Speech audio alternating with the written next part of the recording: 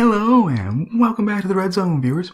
In this episode, we're going to take a look at the Nintendo YouTube Creator Program, what's wrong with it, and how I think it can be fixed. Why are we talking about a program launched back in, early January of 2015? Well, the program's failings will be made obvious, but the reason I find this so timely is due to information recently released about the Nintendo Switch. See, thanks to Let'sPlayVideoGames.com, we know that the Switch will have a share button, which is expected to function similarly to that of the PlayStation 4.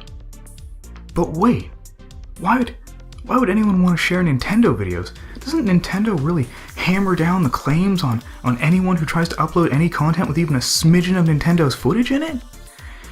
Yeah, they do. So why would anyone ever use the share button then?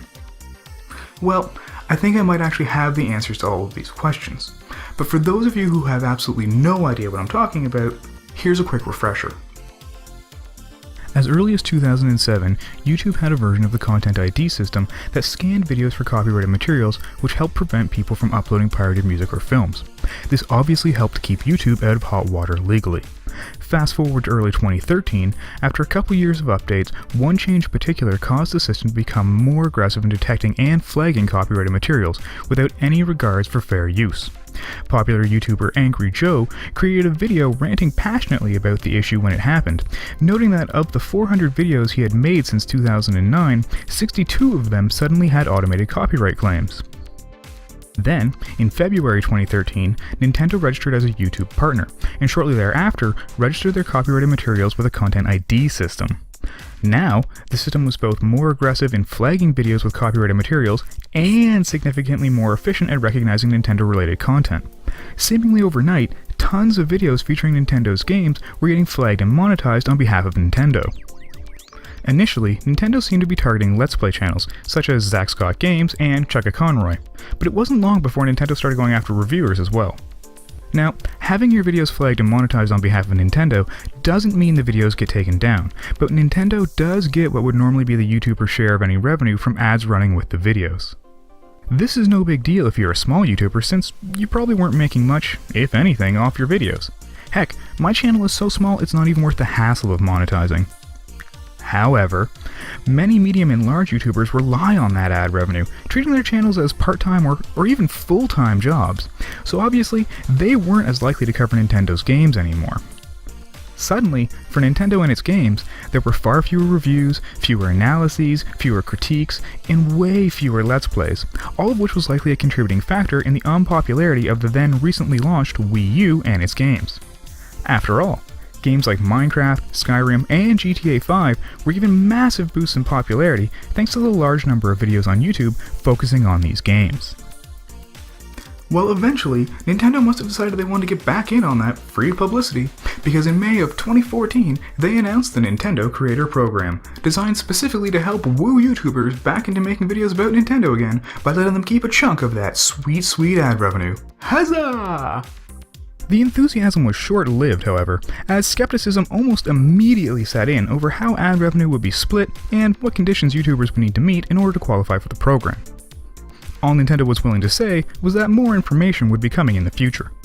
In the meantime, Nintendo was still taking 100% of ad revenue from flagged videos, including those from the recently released Mario Kart 8, which Nintendo had touted for its ability to upload videos directly to YouTube.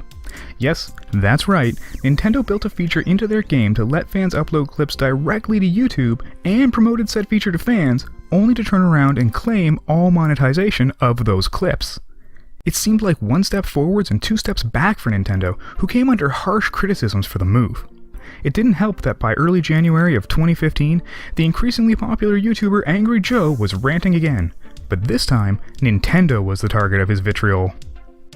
Joe made several passionate videos chronicling his efforts to have Nintendo's claims removed from his reviews based on fair use. Unfortunately, all of his efforts seemed to be for naught, and Joe eventually resigned himself to the idea that making Nintendo-related videos simply wasn't worth the trouble. Several other notable YouTubers later came to the same conclusion, including the site's gaming superstar, PewDiePie, who publicly stated that he would no longer be willing to include Nintendo in his videos. So, as you can see, Nintendo was slowly but surely sinking into a bit of a PR nightmare. They were alienating some of their most enthusiastic and most vocal fans. Then, just when we thought they couldn't make things any worse, they did, by announcing details of the Nintendo Creator Program. Yes, that's right, Nintendo finally revealed their program to the world, and it was pretty disappointing. The basic idea was that YouTubers could join the program one of two ways, either by submitting videos individually for review, or by signing up their whole channel, in which case videos would still need to be reviewed. Okay. But you see, if you signed up your whole channel, you'd get more of the revenue! On videos submitted individually, Nintendo would take 40% of the YouTuber's revenue share, but if you signed up your entire channel, Nintendo would only take 30%. Keep in mind that these percentages are of the YouTuber's share after YouTube and Google have already taken their cut. Also, if you were part of the program, you could only use footage from a list of pre-approved games. Want to make a video about the then new release Smash 4? No dice. Not on the list. Oh, and if you wanted to register your whole channel to get that extra 10% revenue, your entire channel could only use games from Nintendo's list, meaning absolutely no coverage of third-party titles. Who would ever accept that? It got worse though. No matter how you submitted the videos to the program, Nintendo warned it would regularly take up to 3 business days for videos to be approved. I hope you weren't trying to discuss anything timely. Then, just to top it all off, was the payment system. Nintendo didn't simply take their cut and leave the rest for your AdSense account. No, they took the whole thing and then repaid the amount owed to you via PayPal. This meant YouTubers also had to have a PayPal account and cover the cost of any associated fees with receiving and/or converting payment from Nintendo. In short, the program was garbage, and was quickly criticized and derided by major gaming critics like Total Biscuit, Boogie2988, and Jim Sterling. Heck, even the guys at Nintendo Life penned an editorial slamming the idea. Nintendo ignored these criticisms though, and nothing's changed. Your options for making Nintendo-related content on YouTube are still the same. Let Nintendo take all of the ad revenue, or let them put you through the ringer, and then they'll still take a giant chunk of the revenue. So it seems like we finally come to that all-important question. How can Nintendo fix its creator program? Well, most developers and publishers let YouTubers create videos of their games completely free of charge. So the easy answer should be, Nintendo should do the same. Unfortunately, I don't think that would go over very well with the board of directors of a very traditional company, especially since it wouldn't show Nintendo taking any steps to protect their copyright or trademarks. That doesn't mean Nintendo should stick with the status quo though. Don't forget, the Nintendo Switch is scheduled to come out in 2017, and Nintendo is going to want popular YouTubers to make videos about it and its games in order to help hype it up. So what's my fancy solution then? Well, prepare to get a little bit salty when I tell you the way to fix the Nintendo Creators Program is actually to turn it into a subscription service. Yep, that's right. No. Don't go disliking the video or leaving an angry comment just yet. Just hear me out on this one, okay?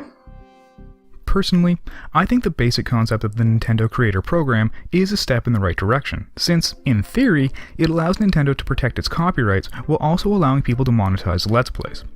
However, in its current form, the program still fails to address the concept of fair use and/or fair dealing, among other notable problems.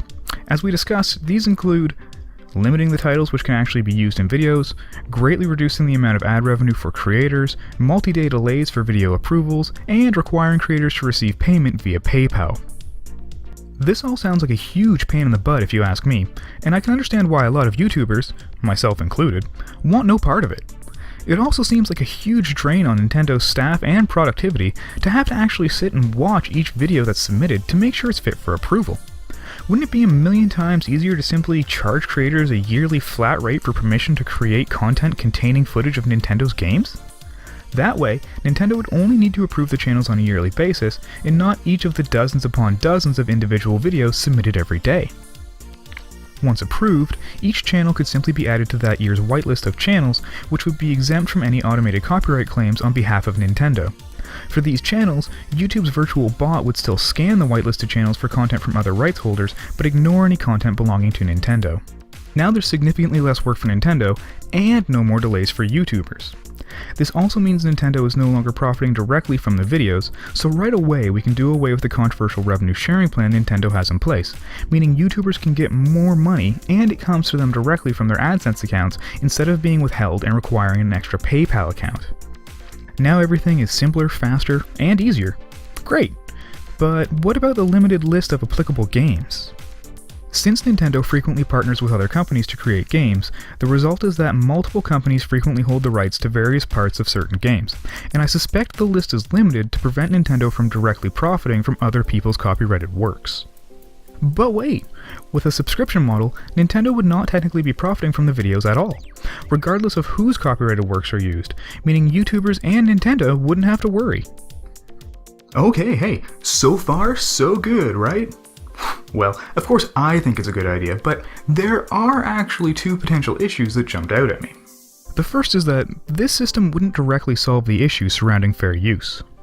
No one creating videos which make use of Nintendo's content in accordance with fair use should be made to pay for the right to use that content, as it's already a legal right. However, since the subscription service would free up so many of Nintendo's staffing resources, it's reasonable to assume they'd be able to reallocate some of those resources to better responding to counterclaims, especially where fair use is involved. After all, how long can it take to open a counterclaim notification, click on the related video, see that it's a review, analysis, educational video, parody, or satire, and then release the claim? So while the subscription model doesn't directly address the issue of fair use, I think it has a lot of potential to indirectly create a positive resolution for both YouTubers and Nintendo. The second potential issue with a subscription-based model is the cost and associated precedent set by having fans pay to create and monetize their own fan content. Even assuming Nintendo only charges a small amount for this subscription service, say $25 a year, that sets the precedent for all other companies to suddenly start doing the same thing. Paying $25 a year to Nintendo to continue creating and monetizing your Let's Plays hassle-free may sound okay, but for channels covering a wide variety of games and platforms, paying $25 a year to each and every major developer could quickly become prohibitively expensive. Of course, the vast majority of developers and/or publishers seem fine letting people create Let's Plays of their games for free, but how many might turn against this industry standard if they saw people were willing to pay? There's really no way to know for sure, but if I had any reservations about a subscription-based whitelist, this would be chief among them. This is especially true if the subscription-based model turns out to be very profitable for Nintendo. Right now, Nintendo is taking 30 to 40% of the ad revenue which would normally go to the creators of monetized videos. But many of the larger channels either stop making Nintendo-related videos or seem to have special agreements with Nintendo. As a result, I expect the majority of videos submitted to Nintendo's creator program are likely from small to medium-sized channels, meaning most videos probably aren't getting more than a few thousand views, and most are probably getting far fewer. I'm no expert when it comes to YouTube monetization, but based on common knowledge regarding CPM, it seems fair to say that most of these videos aren't making more than $5 per 1,000 views. Even if the videos average 1,000 views each, Nintendo is still only getting about $2 per video. Let's say there's an average of 10 Nintendo-related videos per day, 7 days a week, all year round. That would mean 3,640 videos per year, earning Nintendo about $7,280. Wait, that's not very much. I mean, for a company the size of Nintendo, that's peanuts. Maybe I underestimated the number of Nintendo-related videos. This time, let's assume there are 500 videos being submitted to the program every day, and they all earn Nintendo an average of $3. That's 182,000 videos per year, but that still only works out to $546,000 per year in revenue. That's not much for a company the size of Nintendo, but hopefully enough to cover the salaries of all the staff members expected to check and approve those videos. So what about the subscription model? Well, even if Nintendo only charges $20 a year to add a channel to the whitelist, and out of the millions of YouTube channels, say 50,000 of them sign up, that would earn Nintendo a cool $1 million per year. That's right, 1 million big ones, baby! So there you have it. Turning the Nintendo Creator Program into a subscription service isn't actually as crazy as it sounds. A subscription-based model means more revenue for YouTubers, no more crazy complicated payment system, no more delay in video uploads, full access to Nintendo's gaming catalog, more resources for Nintendo to approve fair use counterclaims, and, probably the most important factor here, more revenue for Nintendo. Of course, there are still those two issues I raised where Nintendo could charge crazy amounts of money for its subscription service, and more importantly, could set a precedent for other developers and publishers to follow in creating their own subscription services. But you know what? I don't really think either of these two issues would come to be. I mean, Nintendo's not exactly known for charging a lot for its subscription services since Nintendo account is currently free, and I don't really think anybody would be in a hurry to copy Nintendo Creator Program since, well, can you see anybody right now trying to copy it? No one's interested in that. The only reason I even suggest a subscription-based model for Nintendo is because it seems to have such a xenophobic aversion to getting with the times, and they just don't seem to understand industry standards. Well, at least where social media is concerned, right? I mean, look, Nintendo, I love you guys, but you gotta give your heads a shake. Come on, God, jeez. But you know what? Maybe the subscription-based model could finally inch them closer to letting YouTubers make videos containing Nintendo-related content absolutely free of charge. But hey, that's just my opinion. Why don't you let me know your opinion down in the comments below, and in the meantime, stay in the zone.